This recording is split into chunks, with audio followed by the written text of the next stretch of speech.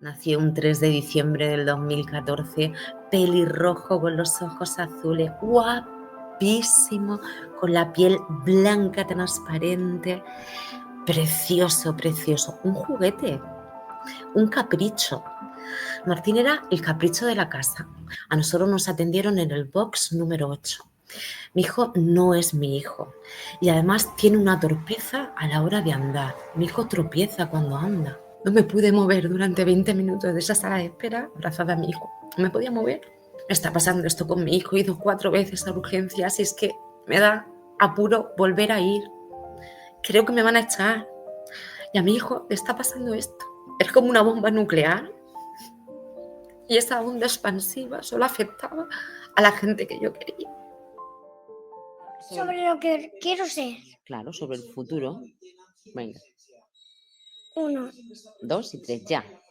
No quiero ser mayor y un adulto. ¿No? No, ¿Por qué? porque es que yo quiero ser quiero ser siempre como yo. ¿Cómo? Como yo estoy. Siempre como yo. ¿No quieres ser mayor? Y adulto. No. Quiero ser. ¿Qué quieres ser? ¿Un niño siempre? Sí. ¿No quieres cumplir 6 años? Para siempre. Bueno, Isabel, te digo lo que te he dicho en privado, te agradezco enormemente que te hayas pasado por el canal, por este canal, y que nos cuentes nuevamente tu historia, la historia de tu hijo, la historia de vuestra familia.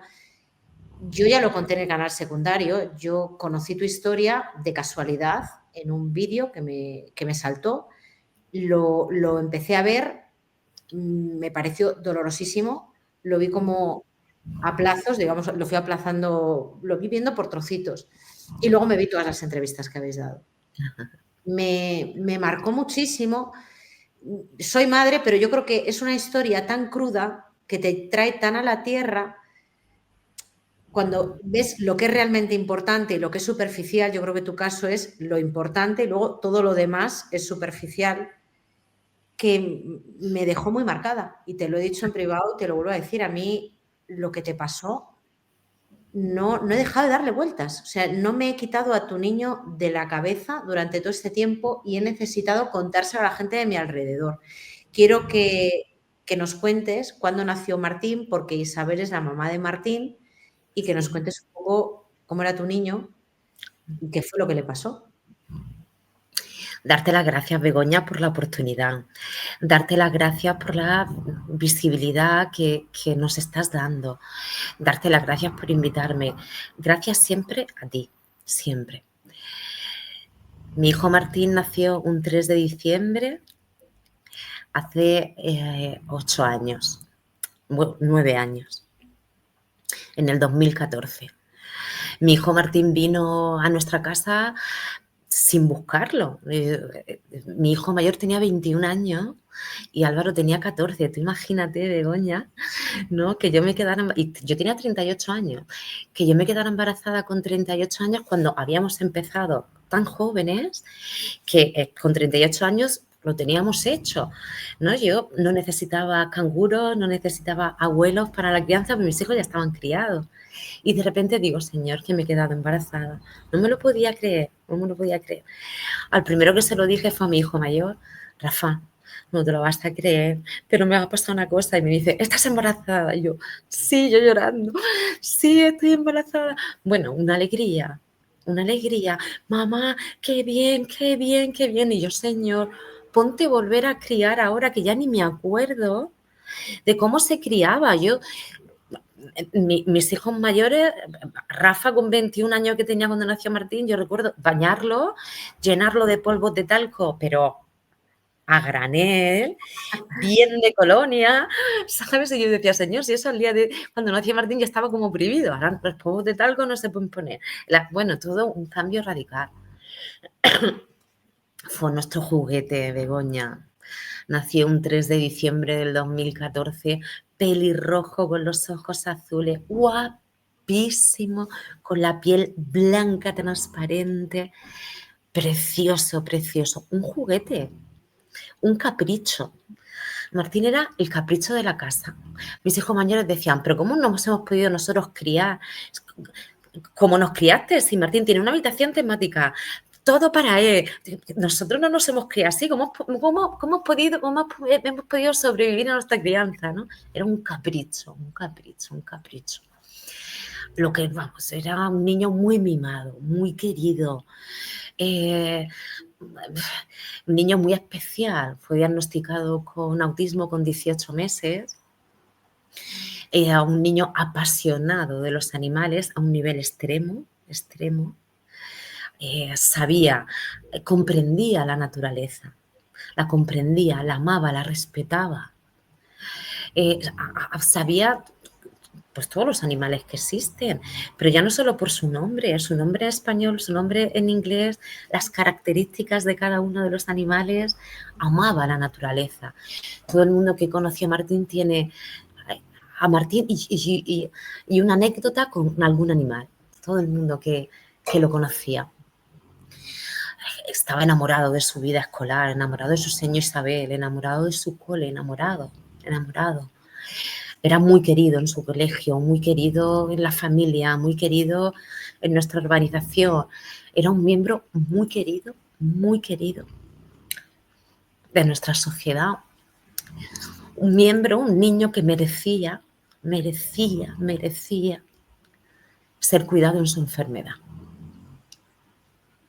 Ese era mi hijo Martín.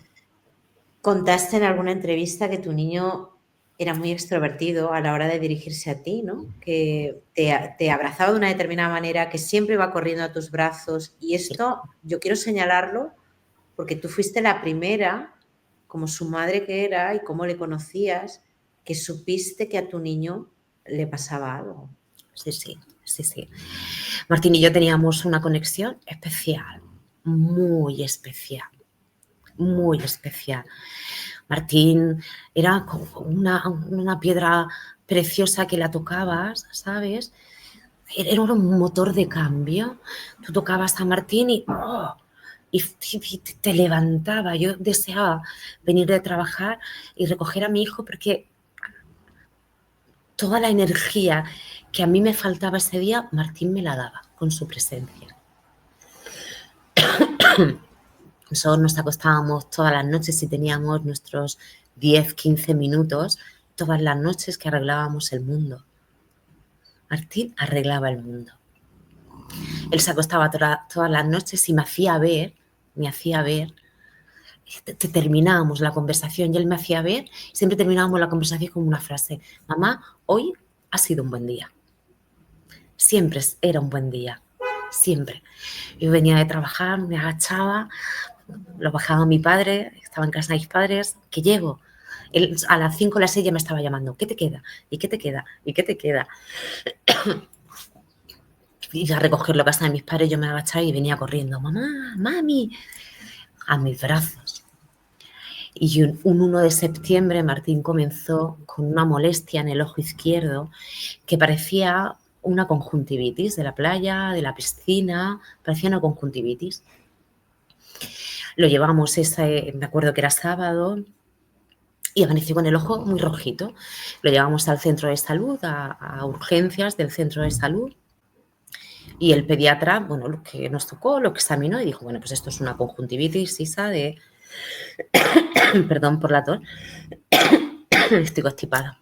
Es una conjuntivitis de la playa. Bueno, le prescribió un colirio. Me cuadraba, ¿no? La sintomatología del ojo me cuadraba. Pues eso era sábado. Bueno, pues dejamos pasar 3 o 4 días y ese ojo iba a peor. No mejoraba con el colirio. Pedí cita con su pediatra, lo examinó y yo ya en ese momento, a los 5 días de la conjuntivitis, yo ya le dije a su pediatra: mira, Martín está como ausente, ¿sabes? Hay momentos al cabo del día que no es él, se ausenta. Yo le hablo, pero sus ojos están en otro sitio.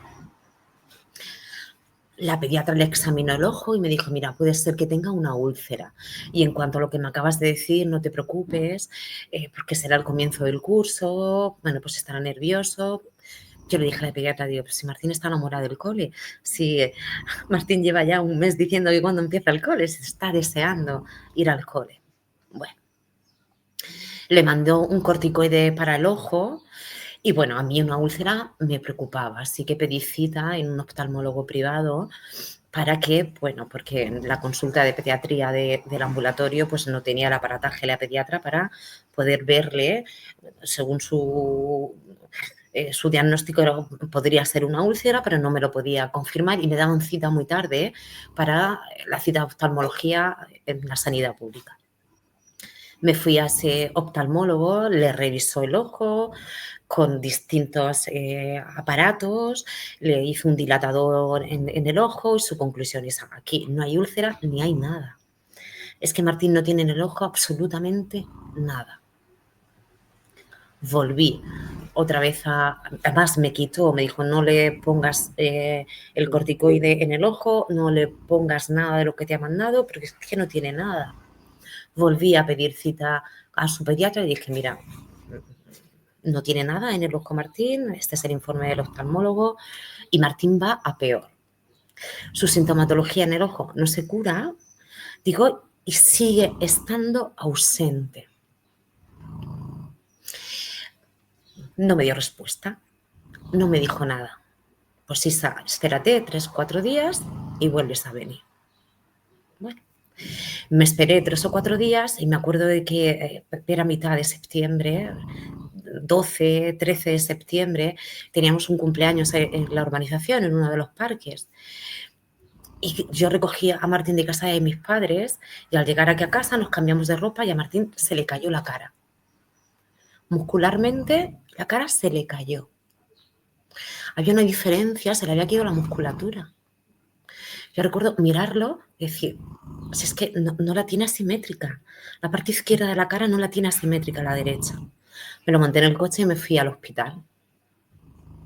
Al llegar al hospital me atendió, en un hospital de aquí de Murcia, me atendió un pediatra, era un viernes por la tarde, me atendió un pediatra que, bueno, revisó a Martín, le hizo unas pruebas neurológicas, que es apretar las manos, sube un brazo, sube el otro brazo, sonríe, cierra un ojo y visualmente fue aterrador.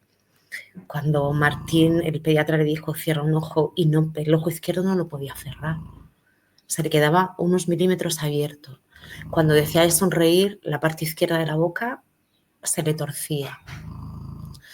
Entonces me dijo el pediatra, mira, tiene toda la pinta de ser una parálisis facial, una parálisis de Bell idiopática. Eso significa que es muscular, que no se sabe el origen, pero es una parálisis muscular. Se voy a llamar al neurocirujano que hay de guardia, al neurólogo, perdón, que hay de guardia, que lo venga a ver y te decimos. Y subió un neurólogo. A nosotros nos atendieron en el box número 8. Te digo esto porque nuestra última conversación será en ese box, la que tú y yo tengamos. Cuando vino el neurólogo, le hizo las mismas pruebas a Martín y yo le dije al neurólogo, mi hijo está ausente. Mi hijo no es mi hijo y además tiene una torpeza a la hora de andar. Mi hijo tropieza cuando anda. El neurólogo le dijo a Martín, Martín, anda para allá y vuelve para acá. Y lo hizo bien. Martín en ese momento lo hizo bien. El diagnóstico fue una parálisis facial, una parálisis de Bell, le mandaron corticoides, me advirtieron que tenía que tener mucha paciencia porque una parálisis facial, esos corticoides tardan tiempo en hacer efecto. Que me quedara tranquila, que era más habitual de lo que nos creíamos en pediatría y para casa. Bueno, pues yo me vine para casa. Comenzamos con ese corticoide no le hacía efecto.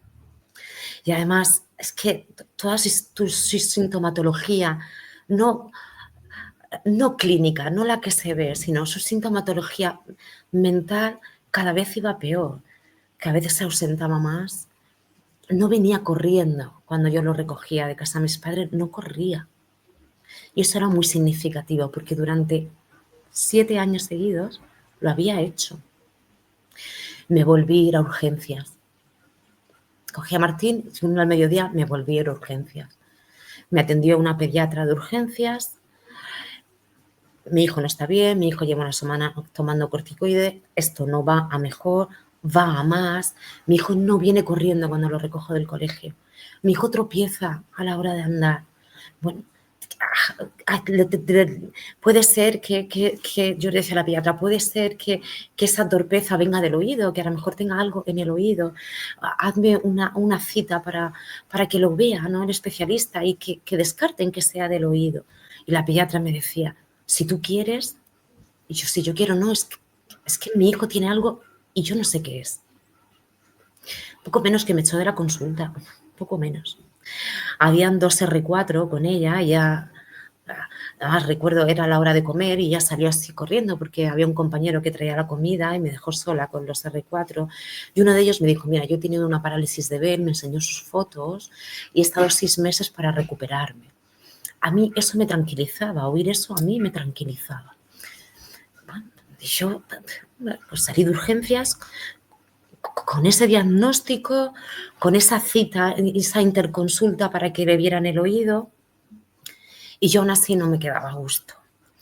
Pedí un favor personal a los 4 o 5 días a un amigo, que su mujer es neuróloga del hospital, le dije, mira, por favor, necesito que vean a Martín, que una neuróloga lo vea.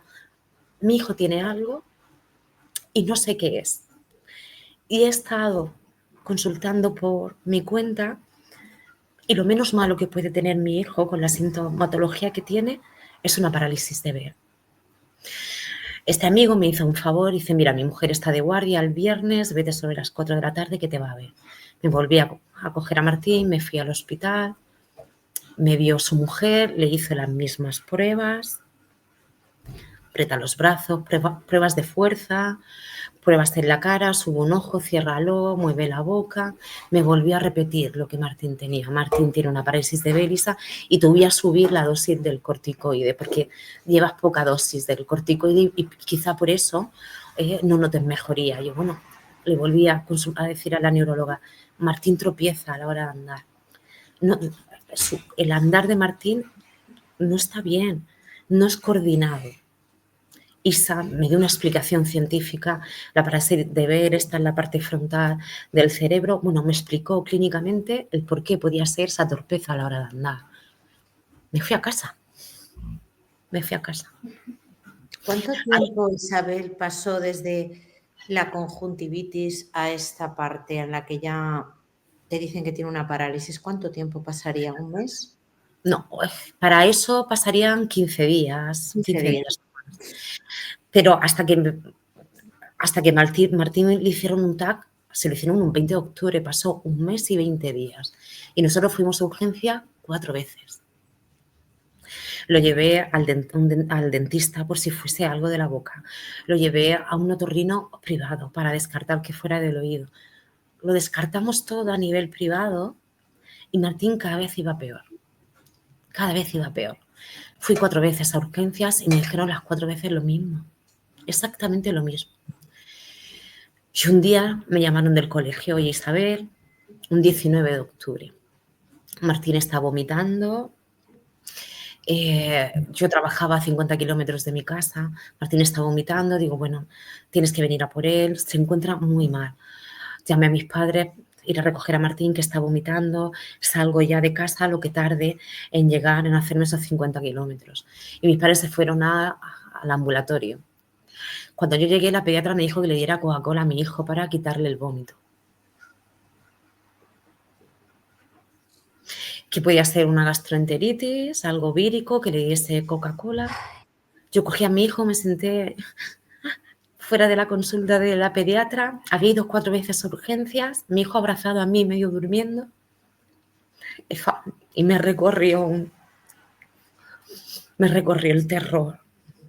Ese 19 de octubre conocí el pánico. No me pude mover durante 20 minutos de esa sala de espera, abrazada a mi hijo. No me podía mover. Me vine a casa, me acosté con Martín, que se pasó toda la tarde vomitando, durmiendo, perdón, y al despertar volvió a vomitar. Y llamé al 112 para que pudiese hablar con un pediatra. Y me desahogué con ese pediatra. Mira, me llamo Isabel, me está pasando esto con mi hijo, he ido 4 veces a urgencias y es que me da apuro volver a ir. Creo que me van a echar. Y a mi hijo le está pasando esto. El pediatra por teléfono me dijo, pues tienes que volver a ir. Dile que has hablado conmigo, este es mi nombre, mi apellido, y tienes que volver a ir. No le dijimos a nadie que íbamos a urgencias, mi marido y yo, cogimos a Martín, lo montamos en el coche, entramos a urgencias y había una chica muy joven, una R4. No me acuerdo de su nombre, pero sí tenía el pelo rizado, unas gafas grandes, muy jovencita, muy jovencita. Y yo llorando le dije, mi hijo tiene algo, no sé qué tiene mi hijo. Mi hijo se cae cuando anda, mi hijo está ausente y mi hijo no sale corriendo cuando lo recojo de casa de mis padres. A mí una parálisis facial no me preocupa. A mí me preocupa que llevamos 1 mes y 19 días y mi hijo cada vez está peor. Ha vomitado 12 veces hoy y su pediatra me ha dicho que le dé Coca-Cola. ¿Qué está pasando? La R4 le hizo las mismas pruebas a Martín y Martín esa vez no lo hizo bien. No lo hizo bien. Yo comencé a dar excusas. Mira, son las 12 de la noche, está todo el día vomitando, está muy cansado. Yo ya empecé, ¿no? Le vi la cara a la R4 y yo solo quería salir de ahí corriendo, ¿no? Que no me dijera nada, salir corriendo. Llamó a una neuróloga que estaba de guardia, me dice la neuróloga, mira, le vamos a hacer un fondo ocular y vamos a ver lo que nos dice el fondo ocular. Fuimos al oftalmólogo, ahí al hospital. Recuerdo que nos acompañó una celadora, serían las 12 o la 1 de la madrugada, todo oscuro, el hospital, daba miedo, daba miedo. El oftalmólogo le hizo el fondo ocular a Martín, Martín despierta, Martín tienes que estar despierto, abre los ojos, él estaba dormido en la silla de ruedas. El oftalmólogo nos dijo, mira, el fondo ocular está bien, pero solo te digo que el fondo ocular está bien. Volvimos a la consulta y la neuróloga me dijo, mira, el fondo ocular de Martín está bien, así que te vas a ir a casa, pero mañana a las 7 de la mañana tienes que estar aquí, que a Martín le tenemos que hacer un TAC. Y comencé a llorar y me dijo, mira, has venido 4 veces a urgencias y esta es la prueba que le falta a Martín y vamos a hacérsela. Vale. Nos volvimos a casa, mi marido y Martín acostaron. Bueno, y yo comencé a rezar, a pedirle al universo que por favor, que por favor. A las 7 de la mañana, 7 menos cuarto, me llamaron a mi móvil, la R4. Isa, no me voy a ir de mi guardia hasta que vengáis. Y yo, bueno, vamos para allá. No le des nada a Martín de beber, no le des nada. Si estás durmiendo, cógelo, montalo en el coche y tráetelo durmiendo. Así hicimos. Entramos al hospital. Yo no fui consciente en ese momento, pero al entrar al hospital a Martín le pusieron un pijama azul y le cogieron una vía. Claro, para hacerle un TAC eso no es necesario, pero yo no fui consciente. Ellos sabían ya desde la noche anterior que había algo y grave. Y yo no fui consciente en ese momento, yo no fui consciente. Luego, cuando pasaron los días, dije, por Dios, si a mi hijo le pusieron una bata, un pijama azul y le cogieron una vía, se lo iban a quedar. Antes del resultado del TAC, a mi hijo ya se lo iban a quedar. Le hicieron el TAC y no le dijimos nada a nadie. Tardaron como 2 o 3 horas en darnos los resultados y ya en el grupo de la familia le hice una foto a Martín y puse en el grupo, mira, estamos en el hospital, que sepáis que a Martín han hecho un TAC y estamos a la espera del resultado. Digo, pero algo no va bien. No sé qué, pero algo no va bien. Vinieron mis padres y mis hermanas. Estábamos en el box número 8. Otra vez. Mis padres estaban con Martín y vino una pediatra a hablar con nosotros. Mi marido estaba fuera, me buscó y me dijo, tengo que hablar con vosotros y solo con vosotros, con nadie más, con el papá y con la mamá. Salí, busqué a mi marido y nos llevó a otro box, ¿no? Al final del pasillo. Iba con un papel en la mano, una pediatra mayor, rubia, bajita. Y me dijo, mira, tu hijo tiene un tumor. Le hemos hecho un TAC, hay que hacerle. Tu hijo se queda ingresado, hay que hacerle una resonancia, porque en el TAC no tiene la resolución suficiente para que te podamos dar más datos, pero que sepas que tu hijo está entre grave y muy grave. Y os quedáis ingresados. Esto fue todo lo que nos dijo. Yo comencé a gritar. Mi padre, que me oyó, entró al box y la pediatra dijo, no, usted se tiene que salir. No, es que no me creía. Porque yo no le había puesto nombre de cáncer todavía. Yo decía, bueno, mi hijo tiene un tumor, vale. Está entre grave y muy grave, bueno, vale. Es como una bomba nuclear y esa onda expansiva solo afectaba a la gente que yo quería. Martín en el box número 8 ese día solo decía, por favor, ayudadme. Porque él vomitaba, quitarme el vómito, que no quiero dejar de vomitar, por favor, he venido a que me ayudéis. Y nos quedamos ingresados. Ese jueves vino una neuróloga alta e imponía su presencia por su complexión y la forma que tenía que hablar imponían. ¿Cómo está mi rubio?, le decía a mi hijo. Le volví a hacer las mismas pruebas de siempre y me llamó fuera. Está mi hermana mayor conmigo. No podía parar de llorar, ¿no? Que me acuerdo de mi hermana que me dijo, deja de llorar, tienes que estar atenta a lo que te está diciendo esta mujer, ¿no? Y esta mujer le dijo a mi hermana, déjala, que tu hermana desde este momento está en duelo. Yo no entendía sus palabras, yo como que estoy en duelo. Me dijo que Martín estaba muy grave, gravísimo. Que hasta que no le hicieran la resonancia no podía decirme exactamente, ¿no?, lo que tenía mi hijo. Que el lunes iban a hacerle la resonancia y que no volveríamos a ver ese lunes. Nosotros durante todo ese fin de semana nos ingresaron en la planta de cirugía y durante todo ese fin de semana nosotros nos hacíamos nuestras cábalas. Bueno, pues no será tan grave. Si estamos aquí en la planta de cirugía, si hoy es viernes y no le han hecho nada, si es sábado no le han hecho nada, pues no será tan grave, ¿no? Nos retroalimentábamos, ¿no? Porque en el momento en el que os dicen que está muy grave, al niño, ¿qué le dan? ¿Le dan algo? Nada, absolutamente nada.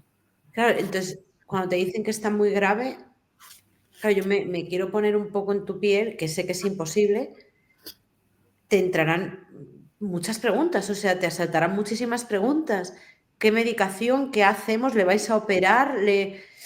Lo que nos dijeron es, tenemos que hacerle una resonancia el lunes porque el TAC no tiene la resolución suficiente para que te podamos informar. Entendí que hasta que no le hicieran la resonancia no había nada más que mirar porque lo que habían visto en el TAC era un tumor y la gravedad era muy alta. Pero ¿y el niño, mientras tanto, cómo se encontraba físicamente? ¿Le daban algo? ¿Le pusieron un suero? Nada. Le cortaron los vómitos, le pusieron un suero, le cortaron el vómito y pasó un fin de semana extraordinario en el hospital. Lo único que tenía Martín era esa parálisis facial, nada más. Nada más. Se pasó todo el fin de semana con sus hermanos mayores cazando Pokémon en el hospital. Todo el fin de semana. Y además, escondidos, porque las enfermeras de la planta de cirugía decían, no os vayáis muy lejos, ¿no? No estáis cazando con el móvil Pokémon, no os vayáis muy lejos. Y mi hijo mayor decía, nos vamos a ir por todo el hospital. Y Martín bajaba y decía, hemos ido a la planta no sé qué, hemos ido a la planta 4, hemos cazado este Pokémon en este sitio, o hemos pasado por un pasillo que no había nadie. Claro, no cuadraba entonces el diagnóstico de la gravedad con el estado que tenía el niño. No. Por eso nos retroalimentábamos. Bueno, pues no será para tanto. Si estamos 4 días, desde el jueves ingresado, y le van a hacer el lunes la resonancia, pues no será tan grave. Martín siguió con su parálisis facial y no tiene nada más. Le han cortado el vómito, dejó de vomitar ese jueves, pues nos retroalimentábamos de eso. El lunes muy temprano lo bajaron para hacerle la resonancia, que era una resonancia con sedación, lo durmieron. A Martín le encantaba que lo durmieran, porque él decía, mamá, me han puesto un gas en la cara que huele a culo de dinosaurio. Mi niño. Y que sepas que tengo unos sueños chulísimos. He soñado, tenía unos sueños maravillosos. He soñado que estoy pescando en la playa. He soñado que he ido al zoo y he visto, siempre soñaba con animales. Siempre soñaba él haciendo algo con algún animal. Y le encantaba esa máscara de culo de dinosaurio, le encantaba porque le encantaba lo que soñaba. Le hicieron la resonancia por la mañana. Volvimos a subir a la habitación a la espera de que vinieran a decirnos algo. Y serían las 4 de la tarde, estaba mi hijo mayor con Martín, estábamos mi hijo mayor, estaba mi hermana Inma, mi hermana pequeña, mi marido y yo.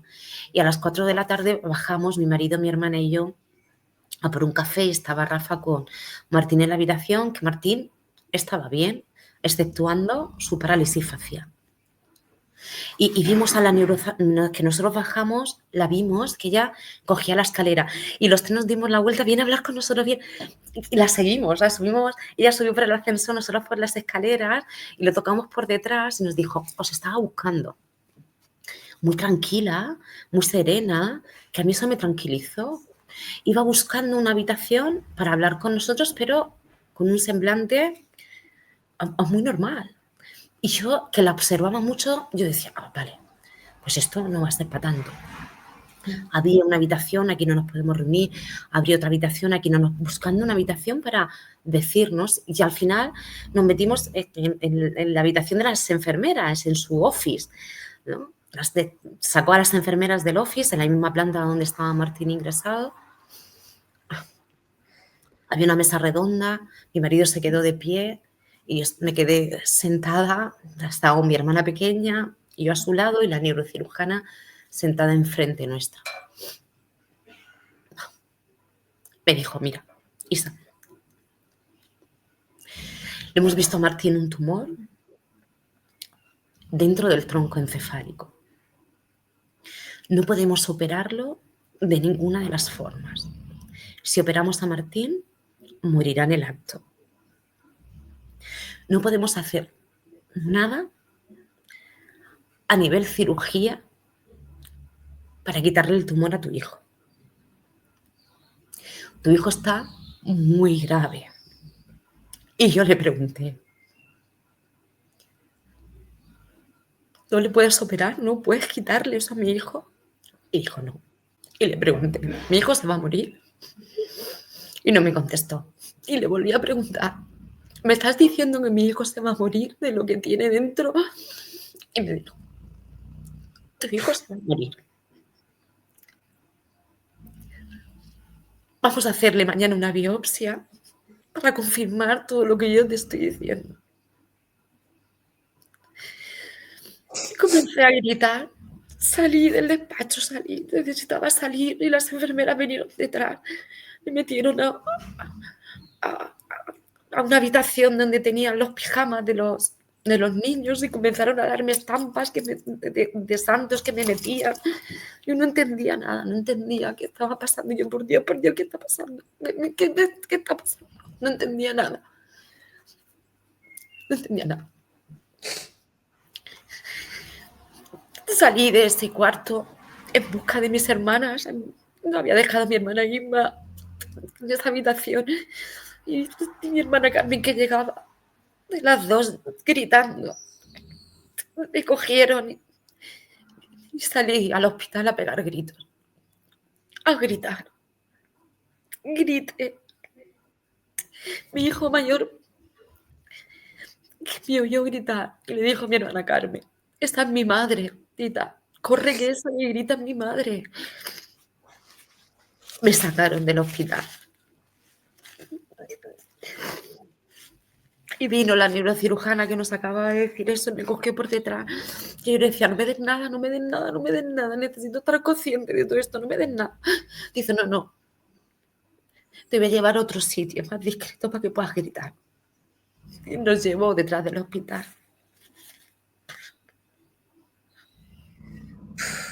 Es que Isabel, es que Y me dijo, te del prometo. todo a nada, o sea, del todo, o sea, del nada al todo.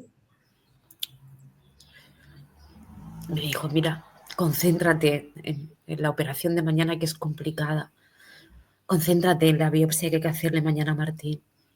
Concéntrate que es muy fuerte lo que mañana a Martín se le va a hacer.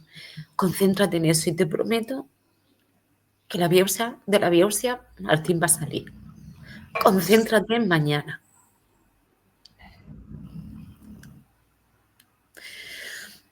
La neurocirujana me decía, ¿ha venido a oncología a hablar con vosotros? Y yo, ¿por qué tiene que venir a oncología a hablar con nosotros? Yo era incapaz de relacionar un tumor con el... Era incapaz. Yo, ¿por qué tiene que venir oncología? Oncología no ha hablado con nosotros, ¿por qué tiene que venir oncología? Y ella callaba, no me decía nada. Se sorprendía de que oncología no hubiera venido a hablar con nosotros. Llegó el día siguiente y biopsiaron a Martín. A los 4 o 5 días de estar ingresado, a mi hijo le hicieron que taladraron el cráneo.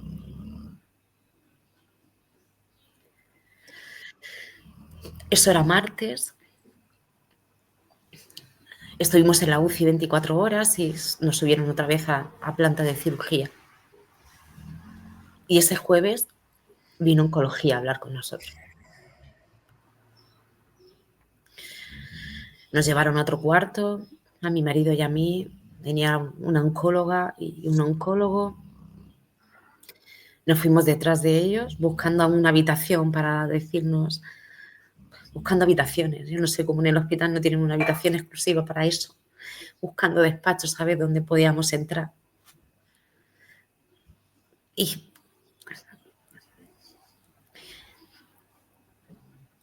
lo que nos dijo la oncóloga fue, hola, mi nombre es tal. No necesitamos saber el resultado de la biopsia.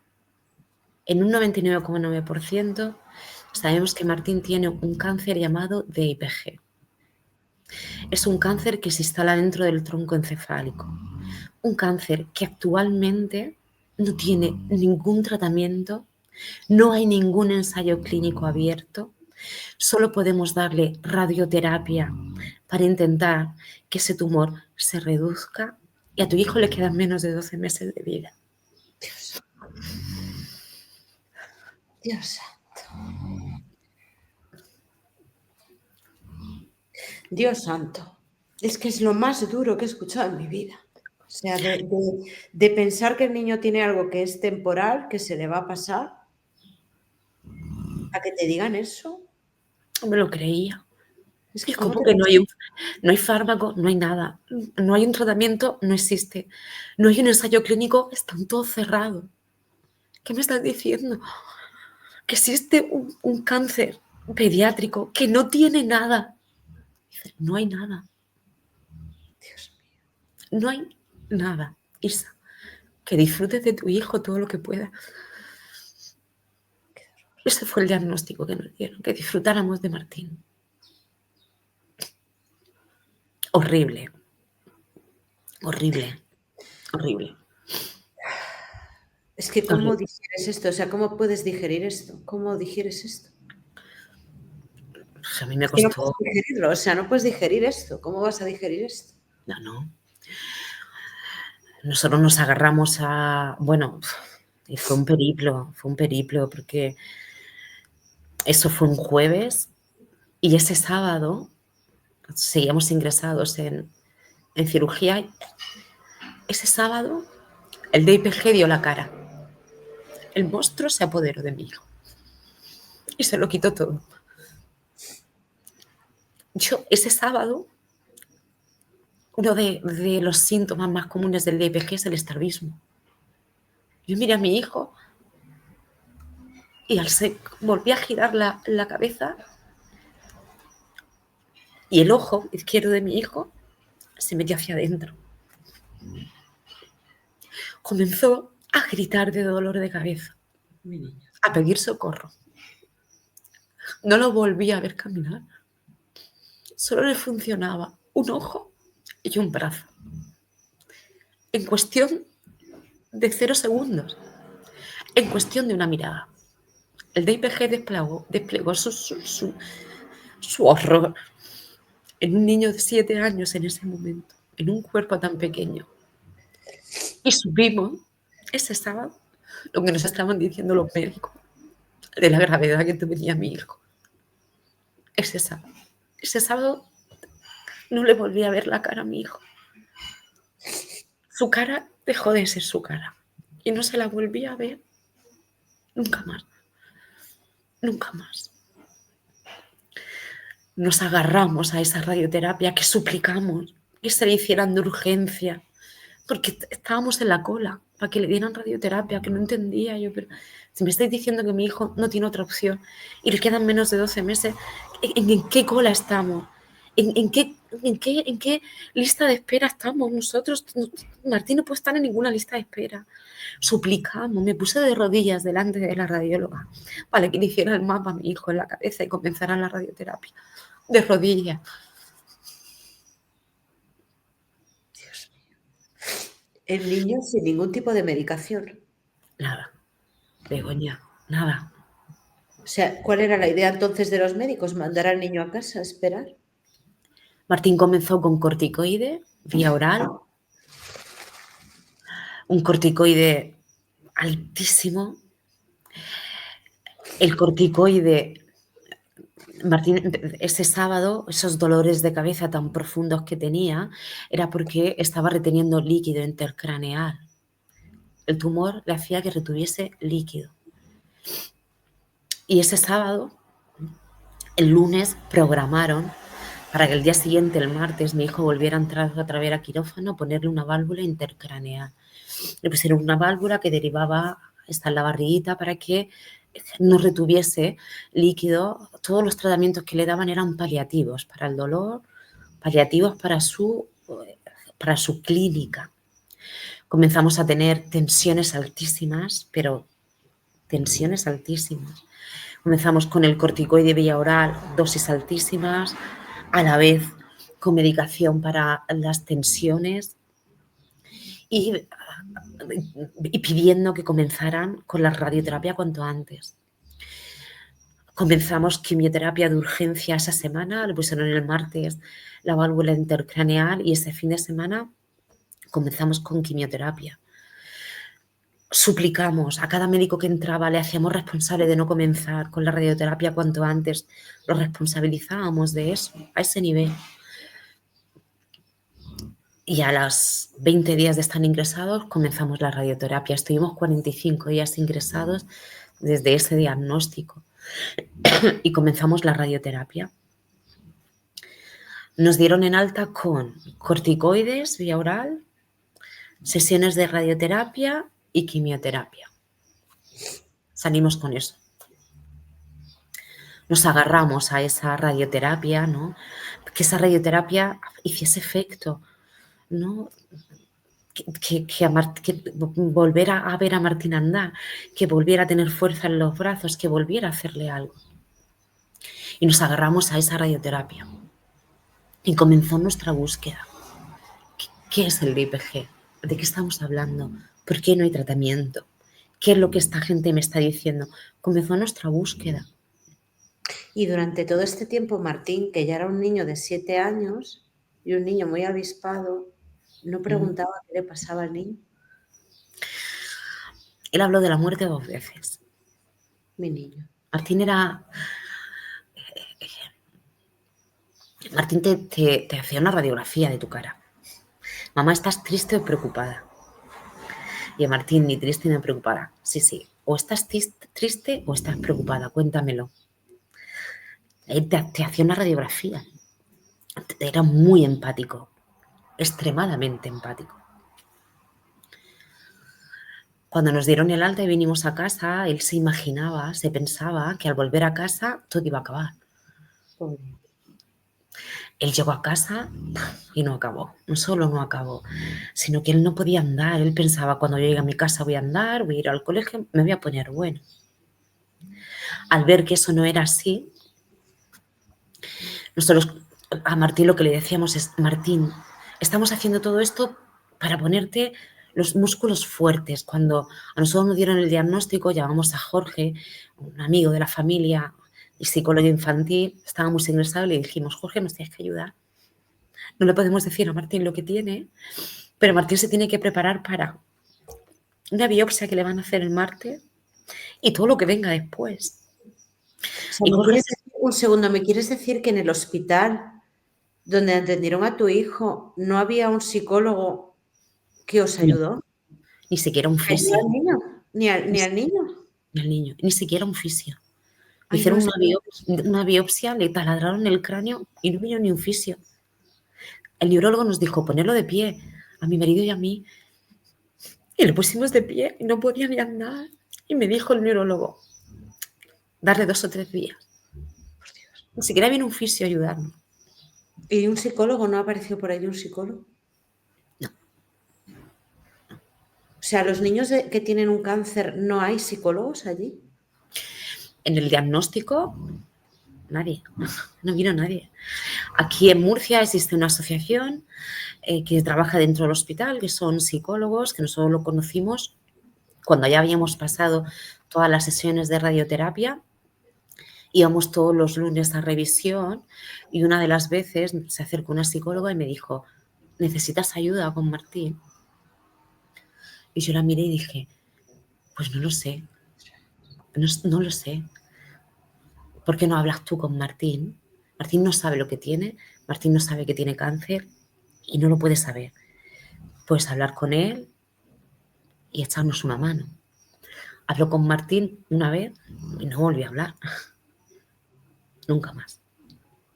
Y el niño, me dices que habló 2 veces de la muerte. El niño notaba que pasaba algo, aparte de, obviamente, cómo él se encontraba, ¿no? Cuando el niño se llegó a mirar al espejo en algún momento. Él habló de la muerte en noviembre, cuando estaba en plena radioterapia, que una noche llamamos a Papá Grúa. Le pusimos ese nombre porque desde ese mismo momento mi marido lo tenía que subir en brazos para poder trasladarlo. Y Papá Grúa lo subió a la cama y empezó a llorar. A llorar: mamá, mamá, mamá, mamá, abrázame, abrázame. Llanto de miedo, de terror, de agobio. Martín, ¿qué te pasa? No quiero que me entierres, no me quiero morir. Ni quiero que me entierres, no me quiero morir ni que me entierres. Yo: Martín, no digas eso, que tienes 7 años y eso no va a pasar. Abrázame, abrázame, que se me vaya, abrázame, mamá, abrázame. Esa vez y 48 horas antes de volar. Durante esos 8 meses no volví a hablar de nada. De nada. No sé si porque nos veía, nosotros, toda nuestra energía era: Martín, bueno, buscamos, Begoña, buscamos por todo el mundo. Alzamos la voz y gritamos a todo el mundo que nos quisiera escuchar. Copiamos un ensayo clínico que había en Estados Unidos de una medicación que se llama ON201.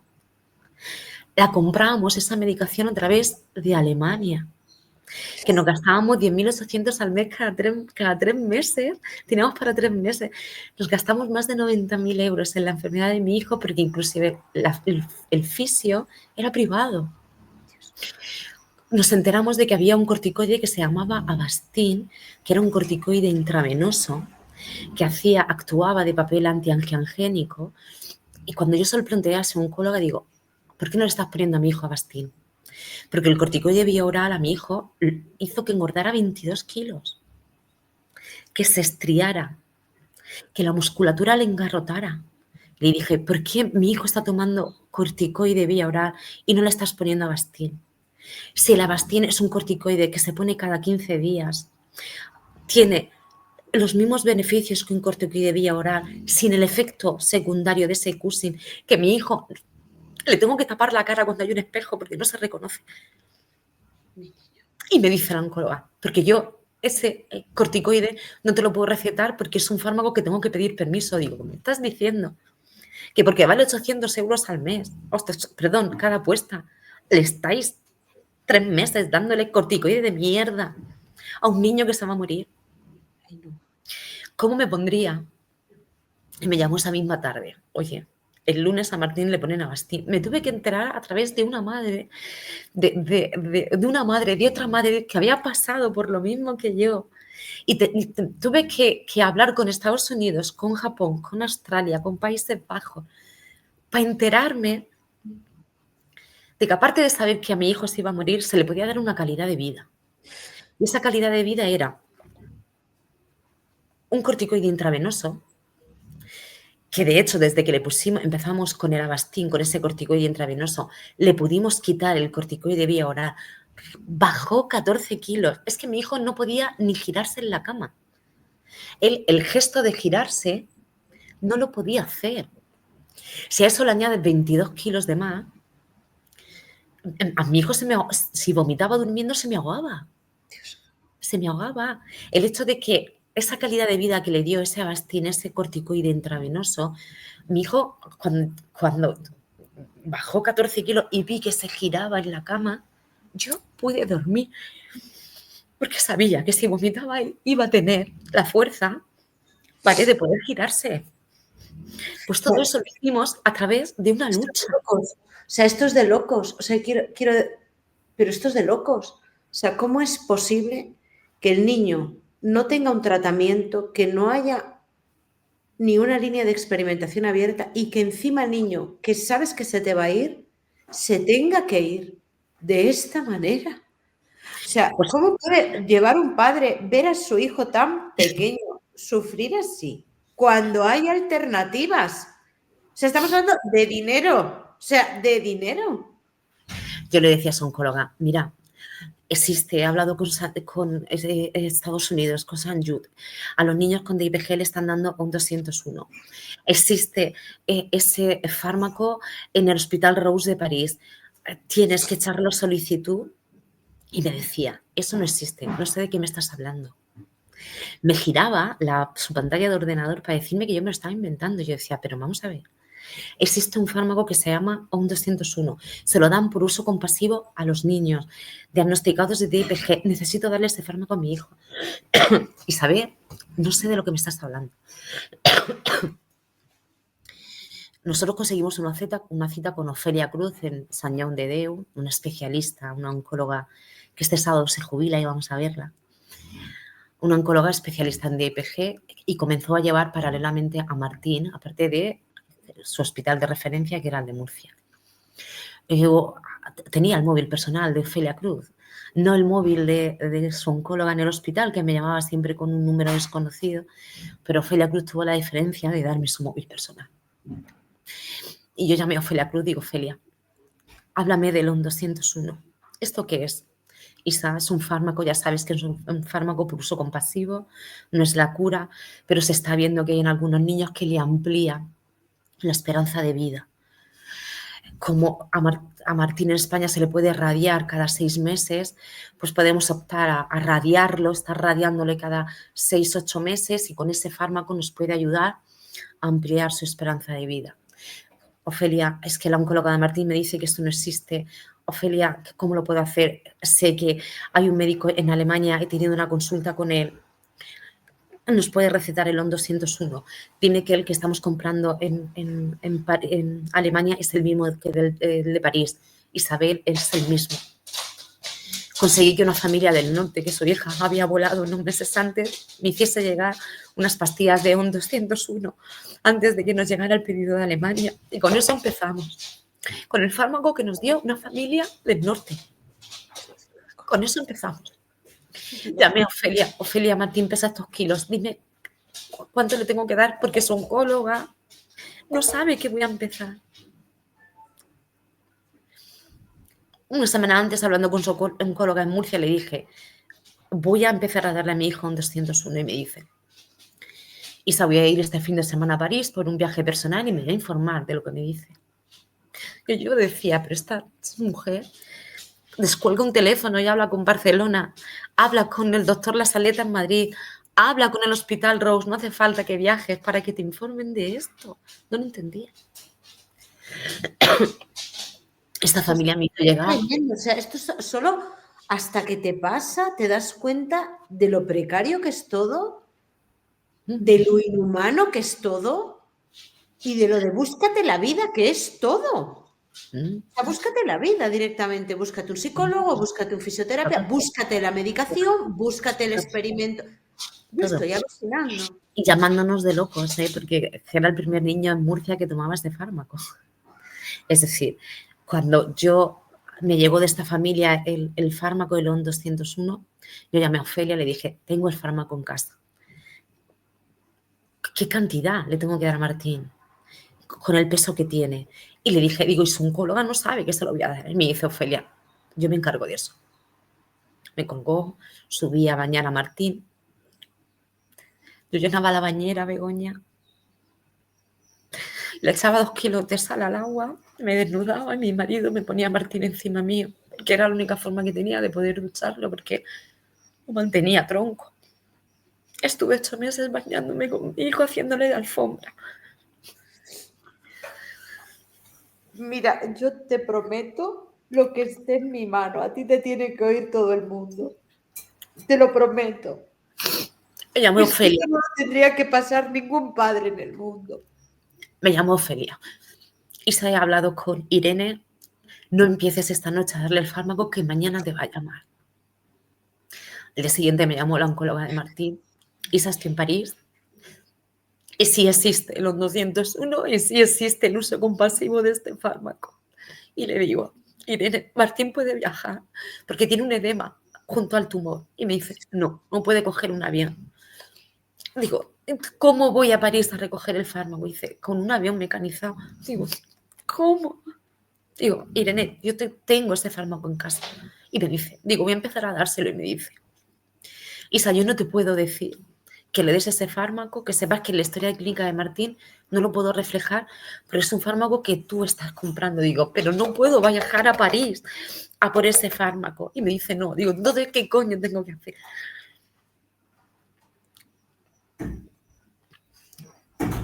Digo, bueno, que sepas que se lo voy a dar. Llama paliativos, Isa, mándale el prospecto, que estén preparados por si Martín tiene un efecto secundario. Llamé a paliativos y empezar a darle Martín ON 201 y ON 206. He hablado con Ofelia del Hospital Sant Jaume de Déu. Esta es la prescripción. No existe efectos secundarios, no está descrito los efectos secundarios. Bueno, paliativos se portaron genial. Estuvieron investigando durante toda esa noche, ¿no? Por si nos hiciese falta. Y comenzamos a darle ON 201. He de decir, Begoña, que al día de hoy, en el Niño Jesús de Madrid hay un ensayo clínico abierto de la mano del doctor La Saleta, donde a todos los niños diagnosticados y pagado por fundaciones, se le da el ON 201 en Madrid, sin necesidad de comprarlo y sin necesidad de viajar. Y eso lo hemos hecho nosotros, familias como la nuestra. Para mí, a estas alturas de mi duelo, significa mucho y es muy importante que todo lo que nosotros pasamos, que nos llamaban locos, ahora se da en un hospital público de España dentro de un ensayo clínico subvencionado por fundaciones, que se quede clarísimo, subvencionado por fundaciones, y a los niños se les da ese fármaco, que no es la cura, pero los padres no se tienen que volver locos como nosotros.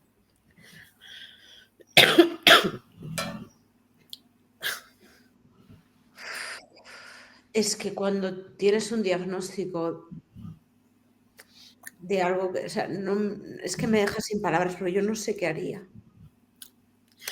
Yo creo que te vuelves loco y al final, si me dices que no hay una alternativa para que el niño tenga una calidad de vida, Fue horrible.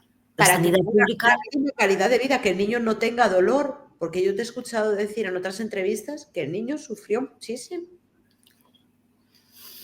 ¿Por qué? No es justo esto.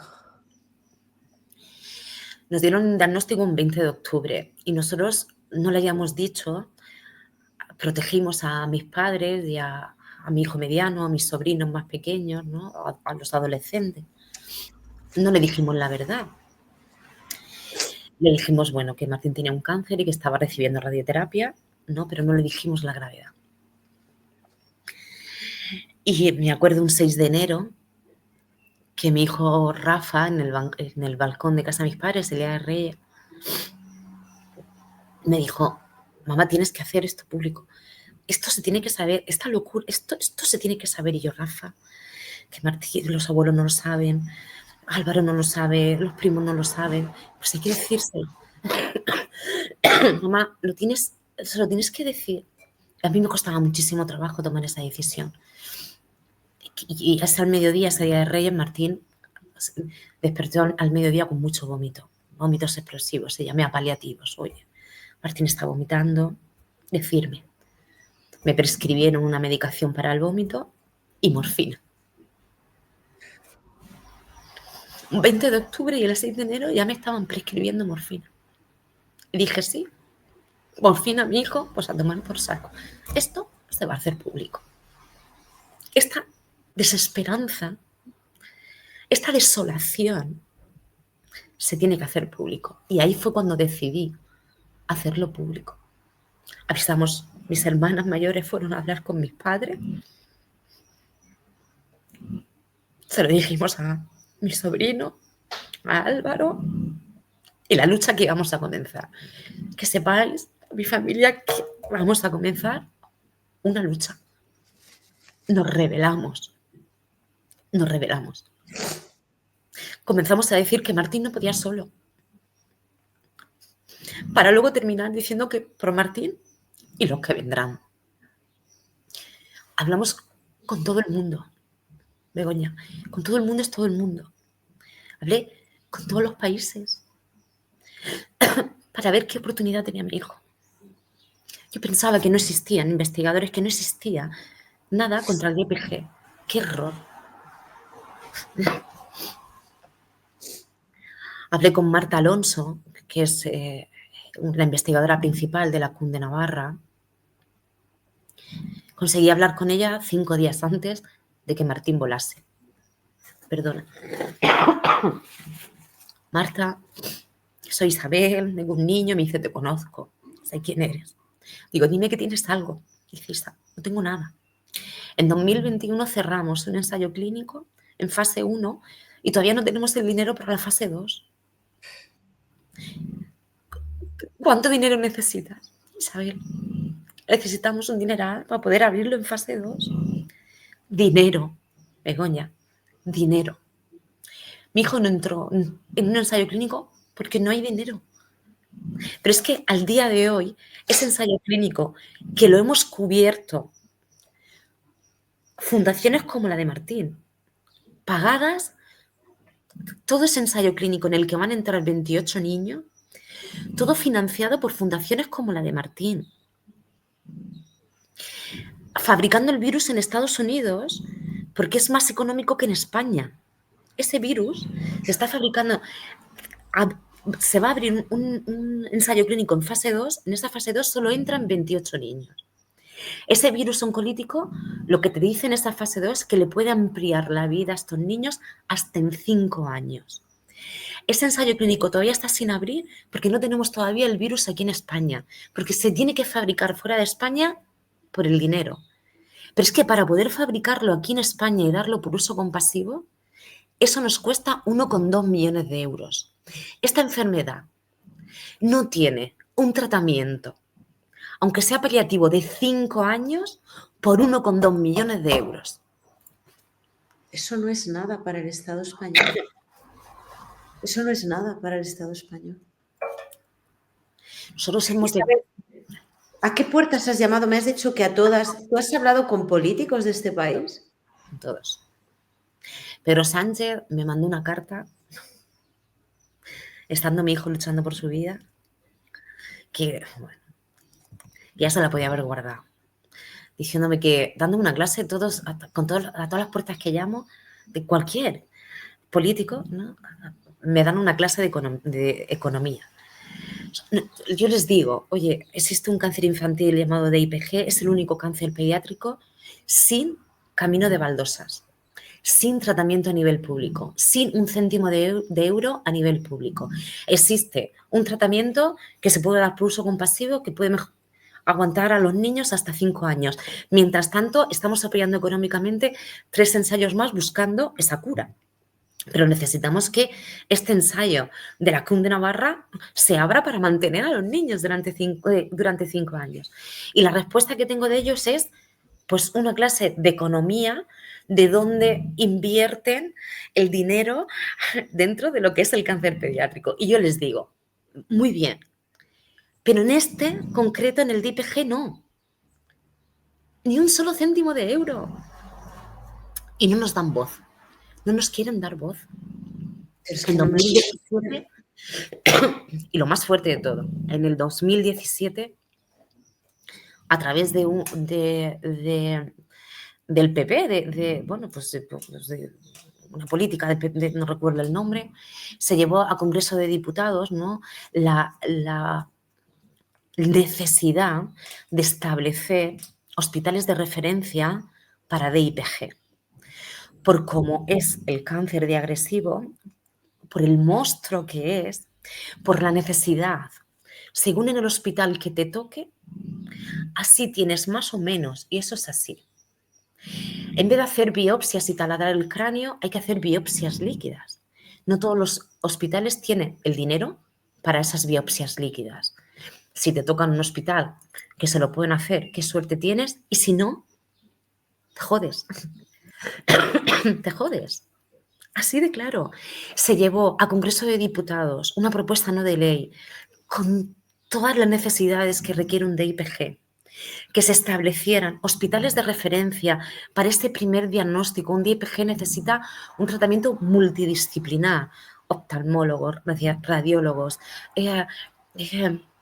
oncólogos, nutricionistas, se necesita de todo, un equipo multidisciplinar.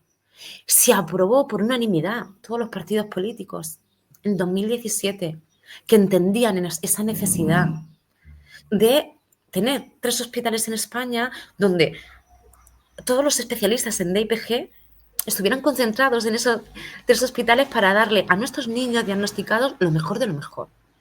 Y lo último, se aprueba por unanimidad y ahí se queda. Ahí Como se lo queda. de la ley ELA, o sea, quiero decir, esto es surrealista, o sea, y nada. Se queda ahí parado. Consecuencias. Mi hijo, 8 meses, con una enfermedad y precaria. Bueno. No hace mucho. Esto es dolorosísimo. No hace mucho hicimos un Zoom organizado por el doctor La Saleta del Niño Jesús de Madrid, en el que invitó a muchos especialistas, a muchos oncólogos, neurólogos, biólogos, biología molecular, de España, de Latinoamérica, ¿no? Y había una bióloga que a mí me sorprendió mucho que decía la importancia de esa biopsia líquida. La importancia, porque necesitamos hacerle biopsias a estos niños, pero sin esos efectos secundarios que tuvo mi hijo. Mi hijo dejó de andar a raíz de la biopsia. Dejó de andar. Sin esos efectos secundarios. Y yo le preguntaba a esta bióloga, ¿por qué no se hace en todos los hospitales? Dice, porque no tienen el aparataje, porque no tienen el utillaje, unos tubos concretos para hacer esa biopsia y porque no tienen la experiencia. La importancia de esos hospitales de referencia que en el 2017 todos estaban de acuerdo con que eso existiera. El DIPG es un cáncer mortal al día de hoy por la ubicación donde está. No nos dan dinero para abrir ese ensayo clínico, no hacen caso a esos hospitales de referencia para concentrar a esos niños que dan su vida, para que se siga investigando, su vida, literalmente. Estamos abandonados, completamente abandonados. Será, me pregunto, o sea, esto no da votos. ¿Cómo va esto? O sea, es que no lo entiendo.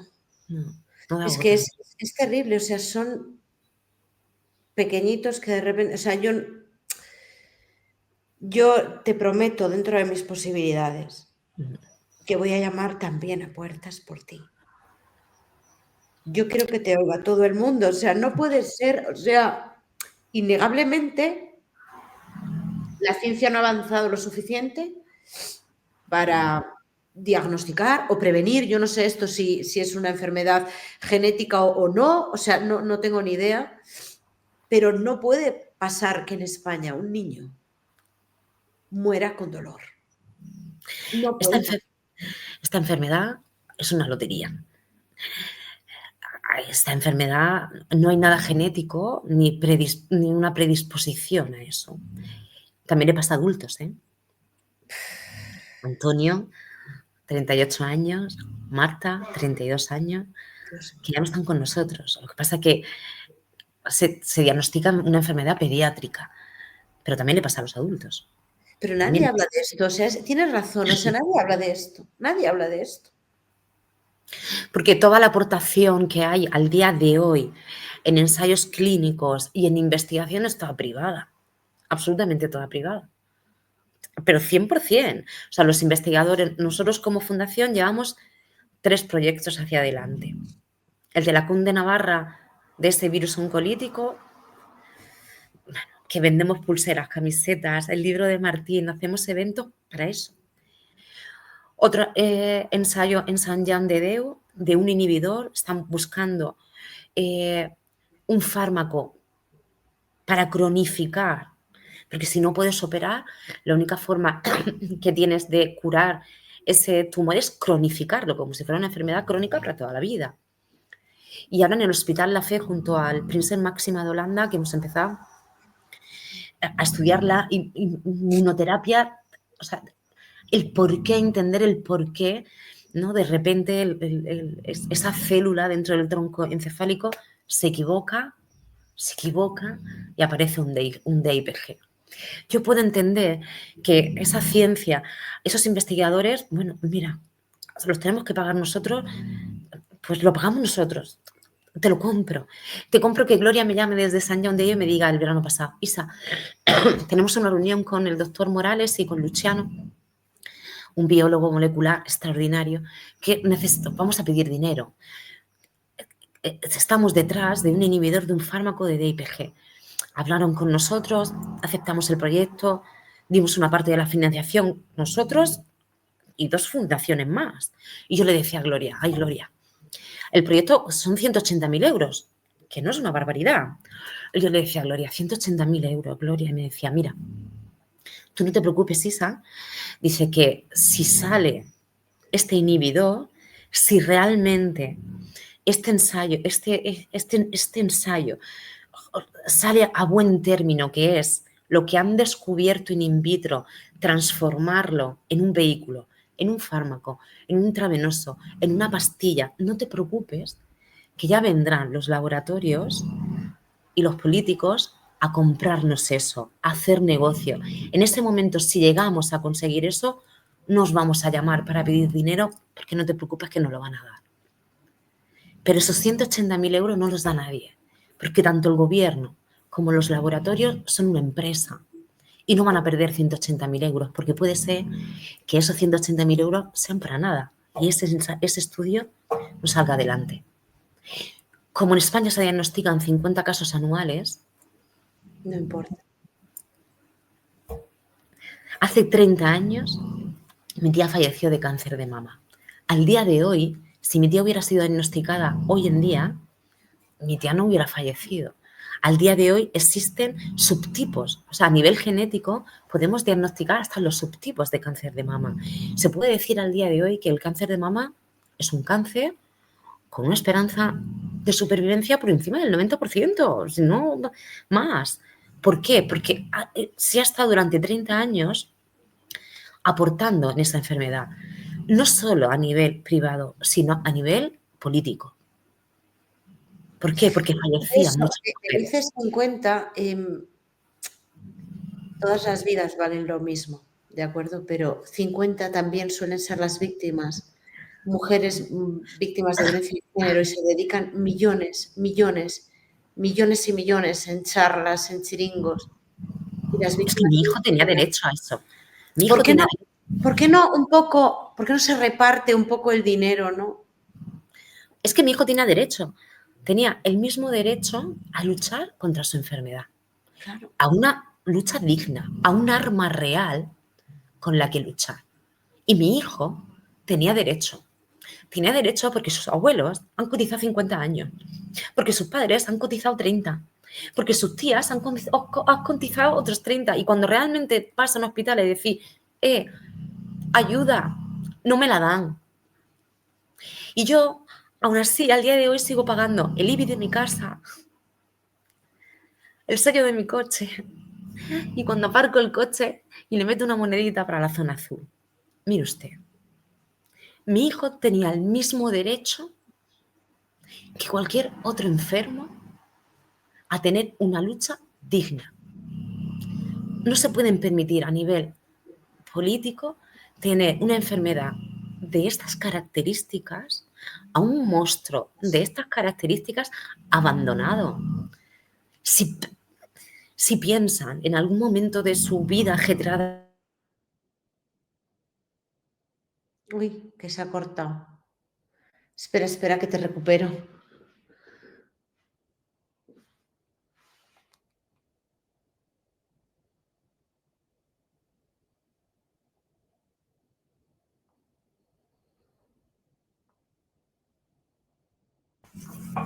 Se cortó, se cortó. Llevamos como 30 segundos. Estabas hablando de si piensan en algún momento en su vida ajetreada y ahí se cortó. Si piensan en algún momento en su ajetreada vida, que me consta que la tiene, que la vida de mi hijo no va a valer para nada, la llevan clara.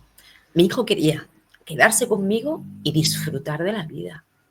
Que la muerte de todos estos niños que han cogido sus alas tempranas valga para algo. ¿Qué sentido tiene que no valga para nada? ¿Qué sentido tiene? Ninguno. Estáis haciendo mucho, Isabel. Estáis haciendo mucho. Y yo creo que sí que sirve. Te lo prometo. O sea, te lo prometo. Que lo que esté en mi mano, te lo prometo. Ya he empezado a tocar alguna puerta, pero te prometo que voy a hacer todo lo que pueda. Cuando termine de grabar este vídeo, aparte de publicarlo en la plataforma, se lo voy a mandar yo personalmente a la gente que conozco dentro de la política. Personalmente. Y voy a hacer todas las puertas que pueda. Ojalá. Porque no es justo. O sea, los niños, todos los niños, o sea, ningún niño debería de morir, obviamente, pero eso no podemos evitarlo. Pero ningún niño en un país que presume ser un país del primer mundo puede morir entre dolores, puede morir sin un acompañamiento digno, puede morir sin unos profesionales al lado de sus padres. Eso es básico. O sea, que te hayas tenido que buscar un fisio, que tengas que lidiar y ver cómo te buscas la vida por tu cuenta para buscar un tratamiento paliativo para tu hijo que no le provoque las consecuencias que le provocaron el resto. Eso no debería de pasar en un país del primer mundo. Porque luego presumimos de la sanidad pública que tenemos. Y estos asuntos, como son pocos, quedan en un cajón. Pero hay al que le toca. Al que le toca te parte la vida. Es que el tener hospitales de referencia para este tipo de tumor, donde los niños puedan recibir una biopsia líquida, puedan recibir lo último que hay hoy en día, pues es que eso debería, no es porque estuvieran de acuerdo en el 2017, es que debería estar de siempre. Cuando a una familia le da este tipo de diagnóstico, da igual de qué comunidad autónoma sea, si ese hospital de referencia está en Barcelona, en Madrid o en Navarra, cogen el coche, se van allí a ese primer diagnóstico y se plantea. Es fundamental proteger en el DIPG la calidad de vida del paciente. Fundamental. No todos los hospitales en España están preparados para eso. Hay oncólogos que en su vida profesional no diagnostiquen un DIPG. La importancia de tener esa experiencia Es importantísimo, importantísimo que en un hospital donde tenga líneas de investigación de DIPG, ahí es donde tienen que tratar a tu hijo. Ahí es donde lo tienen que tratar. Y no todos los hospitales que hay en toda España están preparados para eso. Es que mentira. No todos los hospitales, aquí en Murcia, en el Hospital de la Resaca, tienen un materno infantil que es referente a nivel de España, pero un materno infantil, no para tratar un DIPG. Entonces, que hoy en día el tratamiento contra el DIPG no estén establecidos estos hospitales de referencia, sino que ¿dónde hay un ensayo clínico abierto? En ningún hospital. Pues el niño se queda en el hospital donde le toca. Pues aquellos que le tocan en un hospital que está todavía con menos recursos, pues menos recursos va a tener ese niño. Y eso es injusto. Eso es inmoral. Eso es muy injusto. Que exista un virus oncolítico que nos cueste 1,2 millones de euros para poder darlo por uso compasivo. Para poder darlo por uso compasivo. A estos niños, eso debería ser, bueno, no una preocupación de la fundación ni de la familia, sino de quien dirige este país. Mire usted, si existe un cáncer pediátrico de esta magnitud, si hay un virus oncolítico que dice esto, ¿qué coño hacemos buscándonos la vida para poder cubrir esa cantidad de dinero? Mire usted a quien le corresponda, mire usted, acepto que mi hijo no esté en mi casa. Acepto que mi hijo haya cogido esas alas tempranas, pero lo que no puedo aceptar, ni acepto, y tendré que trabajarlo durante toda mi vida, es este abandono tan descarado. Eso lo voy a tener que estar trabajando toda mi vida. Normal. Isabel, tu niño era un niño feliz. Sí. Y por cierto, te diré que tu niño era igualito que tú.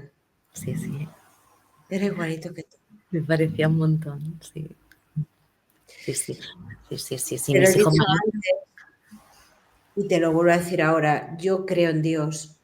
No. Creo que cuando un niño nace, lo dice la ciencia, una parte del ADN queda dentro de la madre.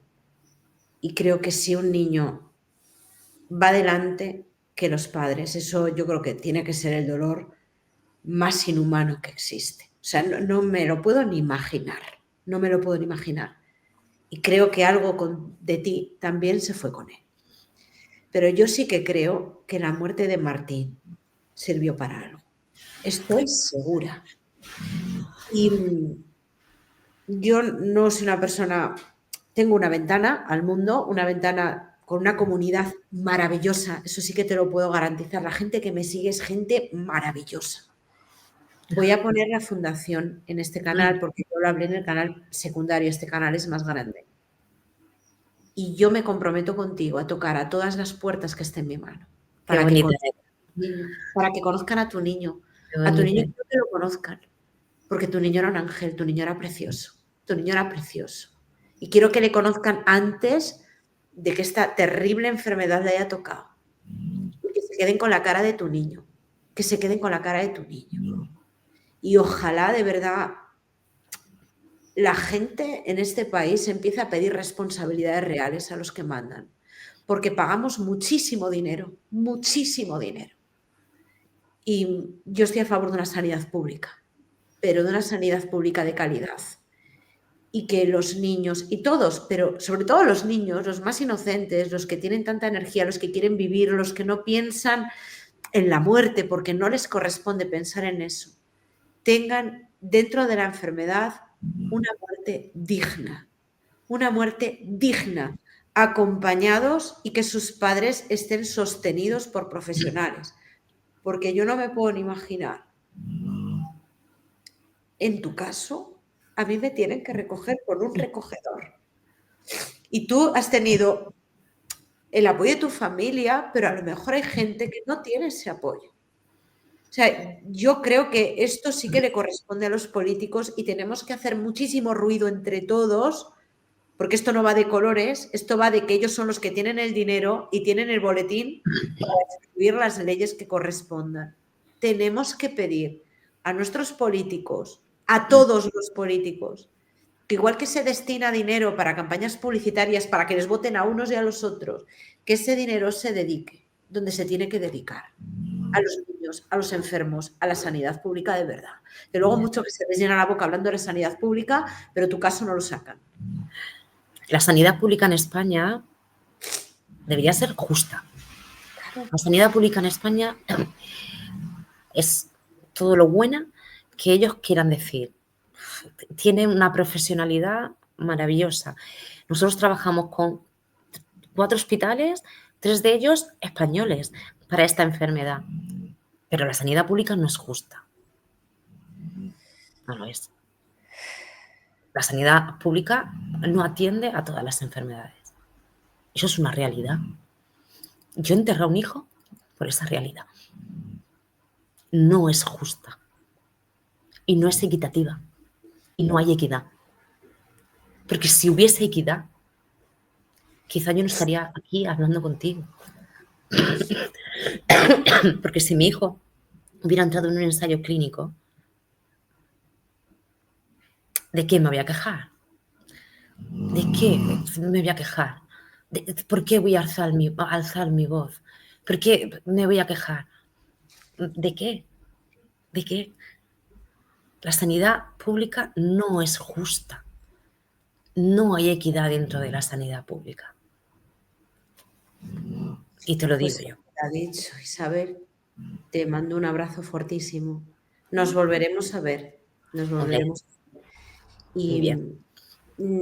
Te mando un abrazo, porque es que no me quedo sin palabras. Yo creo que esta vez la gente que nos vea no me va a echar la bronca, yo creo que por primera vez, por no haber dejado hablar a la invitada, porque me has dejado sin palabras. O sea, no puedo decir nada más que me has dejado sin palabras, que no me quito a tu niño de la cabeza. Martín no puede solo. Es un lema muy bonito y demoledor. Demoledor.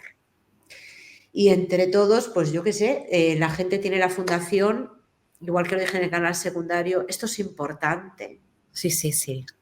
La gente tiene que apoyar y tenemos que exigir responsabilidades a los que mandan, porque la solidaridad está muy bien. Y vosotros habéis hecho muchas cosas gracias a la solidaridad. Familias que se van a beneficiar de que, por eso mismo, tu niño no se fue en balde, tu niño ha aportado mucho y gracias a tu niño y a la desgracia que ha tenido que vivir tu niño, otros niños van a tener el paso más allanado. Y es triste, pero no queda en el aire, no es una muerte en balde. Ojalá no se hubiera producido y vamos a ver si entre todos, que la comunidad que me sigue es muy bonita, podemos aportar a la causa y podemos hacer ruido. Ojalá. Muchísimas gracias, Isabel, de verdad. Muchísimas gracias. Gracias a ti, Begoña. No estar tan lejos porque es que te abrazaría, de verdad, te abrazaría. Nos vamos a volver a ver. Yo de tu niño no me voy a olvidar. Dale un bocado a tu niño de 21 meses, dale un bocado, un apretón de mi parte. Luego te mandaré un fotillo para que le veas. Vale. Y nada más, muchísimas gracias. No, a las gracias no me las des a mí, las gracias te las doy a ti por contar tu historia, por atreverte a contar tu historia en este canal y lo dicho, entre todos vamos a intentar hacer muchísimo ruido por esto. Perfecto. ¿Vale? Pues muchísimas gracias, Begoña. Un abrazo para ti y para todos.